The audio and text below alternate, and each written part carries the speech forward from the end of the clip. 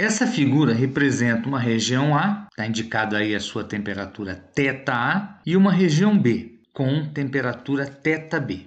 Vamos supor que a temperatura de A seja maior que a temperatura de B. As partículas de A, em média, têm maior energia do que as partículas de B e, espontaneamente, vai começar a haver um trânsito de energia térmica de A para B. Isso quer dizer que depois de um intervalo de tempo ΔT, uma certa quantidade de calor Q fluiu de A para B. A partir daqui, define-se uma nova grandeza denominada fluxo de calor e representada pela letra grega φ, definida pela razão entre a quantidade de calor que passou de A para B dividido pelo intervalo de tempo que essa energia demorou para ser transmitida. As unidades em que vai ser medido o fluxo de calor dependem das unidades de energia e de tempo. Se a energia for medida, por exemplo, em calorias e o tempo em segundos, o fluxo de calor vai ser medido em calorias por segundo. No sistema internacional, a unidade de energia é o joule e a unidade de tempo é segundo. Então, a unidade do fluxo vai ser joules por segundo. Tem algo que a gente nunca parou para pensar? Até aqui, de tudo isso, a única coisa com a qual a gente ainda não havia se incomodado, se esse calor está fluindo entre as regiões A e B, ele está atravessando esse espaço que há entre A e B. E nesse espaço, o que é que tem? Poderia ter uma substância no estado sólido, uma substância no estado líquido ou então uma substância no estado gasoso. Na realidade, se nessa região não tiver nenhuma substância, pode ser que seja uma região de vácuo. Como se daria o fluxo de calor em cada uma dessas possibilidades? Primeiro, transição de calor por condução. Segundo, transição de calor por convecção, que eu particularmente acho a mais simpática. E terceira, transição de calor por radiação ou irradiação. Transição de calor por radiação ou irradiação é uma transição onde a energia flui entre duas regiões transportada por ondas, que são as ondas eletromagnéticas, que a gente vai estudar em detalhes mais para frente. Por enquanto, basta a gente saber que essas ondas eletromagnéticas conseguem transportar energia através de substâncias no estado sólido, líquido ou gasoso. O fantástico das ondas eletromagnéticas é que elas conseguem transportar calor, inclusive através do vácuo. Já a transmissão de calor por condução e por convecção, como depende de matérias, são processos que não podem acontecer no vácuo. E se esses processos envolvem matéria, a gente tem três possibilidades. Essa matéria pode estar no estado sólido, líquido ou gasoso. No caso da transição de calor por convecção, além da necessidade de matéria, é preciso que as partículas dessa matéria se desloquem de um ponto para o outro. Então, a transição de calor por convecção não pode acontecer através dos sólidos, onde as partículas ocupam posições bem definidas. Convecção acontece em líquidos e gases. A transição de calor por condução precisa de matéria. No caso da condução, a gente vai ver que, preferencialmente, a condução ocorre através de sólido. Eu vou deixar os estados líquido e gasoso entre parênteses para indicar que pode haver condução em líquidos e gases, mas em condições especialíssimas. Transmissão de calor por condução. Vamos considerar como exemplo que a gente tem aqui a representação de um objeto cilíndrico qualquer.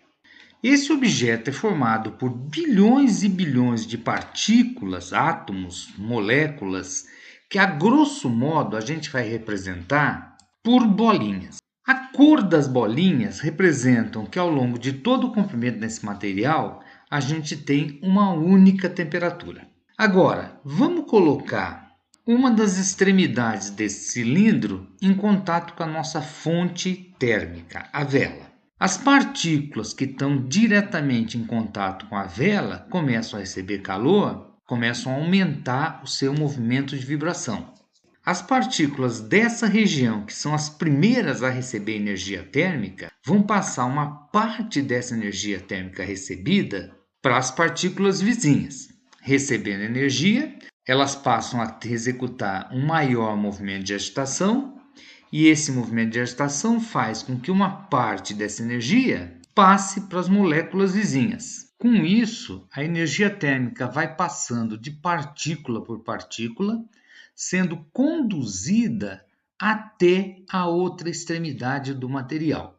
Nessa animação, a gente consegue visualizar melhor esse movimento, onde as partículas que receberam energia térmica são representadas em vermelho e as partículas onde essa energia ainda não chegou em azul. Então vamos considerar que esse corpo tem as seguintes características: que ele tem uma distância L entre as extremidades A e B. O calor vai fluir através desse corpo, atravessando a sua área de secção transversal, que mede A. E a diferença de temperatura, θA menos θB, que seja maior que zero. E o fluxo de calor entre as extremidades desse corpo depende do material que o constitui. Essa dependência com o material vai ser representada por uma constante chamada condutividade térmica, representada pela letra K. O fluxo é diretamente proporcional à área, é diretamente proporcional à diferença de temperatura e é inversamente proporcional a L, ou seja, é diretamente proporcional ao inverso de L. Que se o fluxo é diretamente proporcional a essas grandezas, então o fluxo é diretamente proporcional ao produto entre elas. Ou seja, o fluxo pode ser dado pela expressão K, que é a condutividade, vezes A, que é a área de secção transversal, vezes a diferença de temperatura θA menos θB, dividido pela distância entre as extremidades A e B, L. Para a gente discutir como é que acontece a transição de calor por convecção, vamos pegar o exemplo mais comum. Essa figura representa uma panela de vidro contendo uma certa quantidade de água à temperatura ambiente. A água que ocupa a região mais ao fundo da panela, ela tem uma certa densidade. A água que está na região mais próxima da superfície, a mesma temperatura, portanto, mesma densidade. Agora vamos colocar o fundo dessa panela em contato com uma fonte de calor. A energia térmica da fonte atravessa o fundo da panela e entrega energia térmica primeiro para as moléculas de água que estão no fundo da panela. Consequentemente, essa região da água que está no fundo se aquece antes daquele volume de água que está próximo da superfície. Acontece que densidade é dada pela razão massa sobre volume. E qualquer coisa que sofra um aquecimento dilata. Então essa água do fundo da panela, ao sofrer esse aquecimento, dilata. Se dilata, o volume ocupado pela água que está no fundo da panela aumenta. Como massa é constante, densidade e volume são inversamente proporcionais. Se o volume aumenta, a densidade da água nessa região diminui. Como a gente está numa região do espaço onde existe, atuando na vertical e para baixo, gravidade, a gente pode dizer que a densidade da água do fundo diminuindo faz com que essa água fique mais leve em relação ao mesmo volume de água da região superior. A água de baixo, que é mais leve, sobe, levando com ela a energia térmica adquirida. Se a água de baixo sobe, a água que está naquela região de cima, mais fria, mais densa, mais pesada, desce. E esse movimento, partículas mais energéticas para cima, partículas menos energéticas para baixo, faz com que a energia térmica se transmita por todo o recipiente nesse processo chamado transição de calor por convecção.